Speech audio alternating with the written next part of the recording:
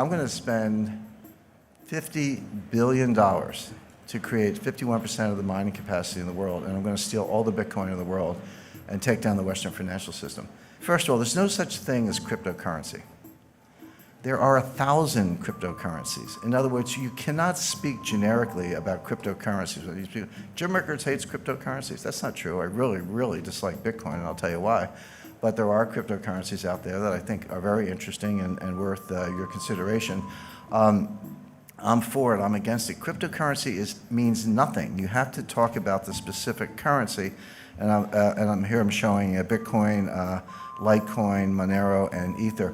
By the way, isn't it fascinating how the graphical representation of cryptocurrencies is always a gold or silver coin? Bitcoin's gold and Litecoin's silver, Monero's both, and Ether is gold. I mean, what are they trying to say? I think that psychologically what they're saying is, well, this is nothing, but if we pretend it's a gold coin, then someone will buy it. But I just find this a little bit of an aside. But no, it's the same thing is true with fiat currencies. You can't be like or dislike fiat currencies generically. Some people do because they just hate central banks. I understand that. But it's a big difference between a Venezuelan bolivar and a euro. Big difference between a Zimbabwe dollar and a US dollar. So in other words, don't talk to me about cryptocurrencies. Tell me what specific one you want to talk about, and that's a more interesting conversation. I think it's really important because this field is so muddied, the conversation is so muddied, people not distinguishing between blockchain and currency, not distinguishing between different types of currencies, et cetera. I think we need to step back, take a deep breath, and be rigorous in our analysis and think about what we're actually talking about. There's no such thing as a blockchain. There are hundreds of blockchains. In other words, every currency, every token, every so-called smart contract, if you're using Ether, has a different blockchain. So there are at least hundreds, perhaps thousands of blockchains, new ones being created every day. So again, don't talk to me about blockchain. Tell me which specific blockchain you're talking about, because they're not all the same, and this is critical. The main difference, there are many differences in this blockchain technology, but the main difference is validation. Because remember, the whole idea of cryptocurrencies and blockchain and the original Bitcoin and what Satoshi Nakamoto came up with is that we're going to have a trustless system. We're not going to trust banks. We're not going to trust clearinghouses. We're not going to trust exchanges. We're not going to trust central banks. We're not going to trust anybody. We're going to have a decentralized system that a community can validate, and we don't have to rely on anybody in particular. That was the original idea. So the question is, what's your method of validation? And that's what distinguishes one blockchain from the other. So I've listed 4 of them here, but there are others. Proof of work, that's what blockchain uses. And you know what the work is? You gotta factor these, 87-digit prime numbers into prime factors. It's a lot of computer crunching, completely clunky, completely inefficient, non-sustainable. I'll talk about that in a second, but that's Bitcoin. There's something else called proof of stake, meaning this is what Ether is based on. You demonstrate that you have a certain percentage of the processing power, so you step up based on your stake. There's proof of space. Space is storage space on a hard drive, so I get to vote on the blockchain. I get to vote on validating the blockchain because I've decided to devote a certain amount of my hard drive to that process. There's a new coin called Space Mint.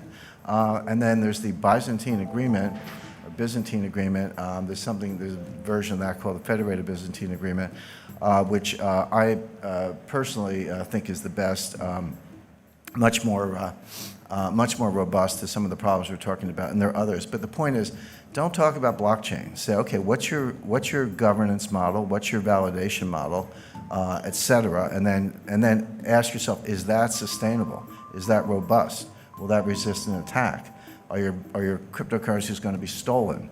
These are the questions you have to ask yourself, and there are no generic answers. So I cannot emphasize enough. Coin by coin. I hate to use the word coin, whatever, token by token, blockchain by blockchain. Be rigorous and ask yourself what's sustainable.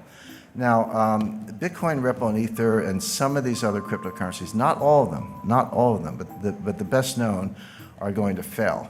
When I say fail, they're going to, Bitcoin might have a $200 value as a token for criminals. I think criminals and terrorists might find a use case at about $200 per Bitcoin, but they're basically not going to be anywhere near where they are today. Why do I say that? I don't want to make a claim without backing it up.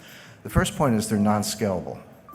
Transaction times are slow, and then when you say that to Bitcoin people, they go, aha, the Lightning Network is right around the corner. Lightning's going to, we'll see. They said that about segregated witness. They said that about some of these other solutions. They don't seem to get community support. They keep forking the Bitcoin, meaning one day you wake up and there's 2 blockchains instead of 1, or whatever happened to that whole idea that we weren't going to have inflation and we weren't going to pull new cryptos out of thin air. But these solutions, you have to understand what the solution is. So what they're saying is nobody has a solution for the inherent slowness, clunkiness, non-scalability of the original Bitcoin blockchain. There's no solution for that. So when you hear about solutions, what are they? Well, what they're saying is take a bunch of transactions offline. So everybody in the room could form a group, or let's say every coffee shop in Brooklyn, New York, every coffee shop in Vancouver could form a group. And all the people who want to buy coffee would join that group. And we would agree, so we're in our own little bubble over here, and we would agree that all of our Bitcoin transactions among each other don't go on the blockchain. They just get settled in this sort of separate cloud over here, and then we net them out. So, I pay you 5 Bitcoin, and you pay the person next to you 4, and he pays the lady in the back of the room 10, and she pays me 7, and we net it out, and then periodically, and it could be daily, weekly, monthly, or whatever, we net all this stuff out, and then we take that net and we put that on the blockchain, so that the amount of transactions that have to go on the blockchain is greatly reduced. That's true. But what are we doing? We've created our own network. I got to trust the coffee shops. How do I know they're not going to steal my money? In other words, it's only a solution because you're completely negating the original idea. Well, sure, if you want to tear up the original idea and start over, that's fine, but don't tell me you're adhering to the idea of a decentralized trustless network, because you're not. All you've done is create another network. Somebody, I get trolled on Twitter all the time. People tell me I'm an idiot and I don't know technology and all that stuff. And then my more sour moods, I tell them I was coding before they were born. But as far as some of these things are concerned, somebody said, well, you don't understand payment channels, and I actually do. And I said, yeah, I understand payment channels. We had those in the 50s. They were called party lines, which is, you pick up the phone and someone's talking. You got to ask them to get off the phone so you could go. In other words, there was an AT&T network, at least in the United States, but other people could jump in on this little side thing. That's all it is. These are party lines. So that doesn't work. Non-sustainable. The energy usage to solve the problem and make the proof of work in Bitcoin is now greater than the annual energy output of Ireland. Imagine taking all the electricity used in Ireland in a year, and that's how much we have to use to crunch numbers. By the way, every applied mathematician will tell you that prime factoring is a trivial problem. It's like an uninteresting problem. But it takes a lot of computing power to do it because the numbers are so big and the possibilities are so great. So we're just wasting the entire electrical usage of Ireland. In a few years, it's going to be the entire electrical usage of Japan. Who in this room thinks that governments are going to allow Bitcoin miners to use as much electricity in a year as the entire country of Japan, the 3rd largest economy in the world? That's not going to happen. It's not going to happen. It's not very green. It's completely wasteful. In other words, it can't happen. So that's why I say it's non-sustainable. It's going to hit a wall. Non-regulated, I don't have to remind you of all the frauds, new ones popping up every day. It's not just exchanges. Exchanges are, how do exchanges work? I want to go to a Bitcoin exchange. Well, you got to go in, you got to open an account, just like Merrill Lynch or Charles Schwab, right? So, or Toronto Dominion. So you give me your name, your address, your social security number, your bank wire information, give them all that information, and then send them dollars. And they say, okay, you got some Bitcoin, here's your confirmation. Really? How do I know you didn't just take my dollars and send me a phony baloney confirmation? How do I know you're not, a Ponzi? You're using new money to pay off the old money.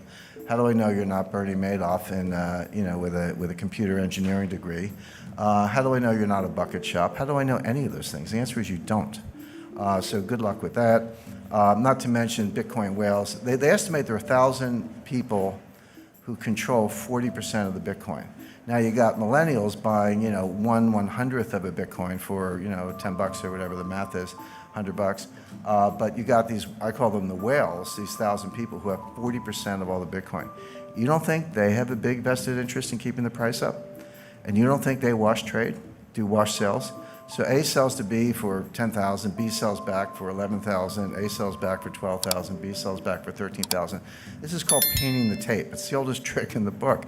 And there's no profit and loss because we're selling the same Bitcoin back and forth. But what we are doing is creating a ticker that gets the millennials, I shouldn't pick up millennials, 3 millennial children, but gets people all over the world, maybe a garage mechanic in South Korea took out a home equity loan or hawked his inventory, put his entire life savings into Bitcoin, and has now been wiped out and is desperate and suicidal. That's what's going on. It's basically rich people stealing from the poor. Not a good business model, in my view. And then finally, there's no use case other than criminals, terrorists, or tax evaders. Why is Bitcoin better than Visa unless you're a criminal? Now, if you're a criminal, I get it. If you're buying child pornography, you want to use the dark web and use some cryptos and all that. And if you try doing that with Visa, you'll probably get a call from the FBI. So I understand why it's good for criminals. But if you're not a criminal, if you're not a tax evader, if you're not buying child pornography, if you're not an arms dealer, if you're not a terrorist, then why is Bitcoin better than Visa? There's really no use case for it other than crime.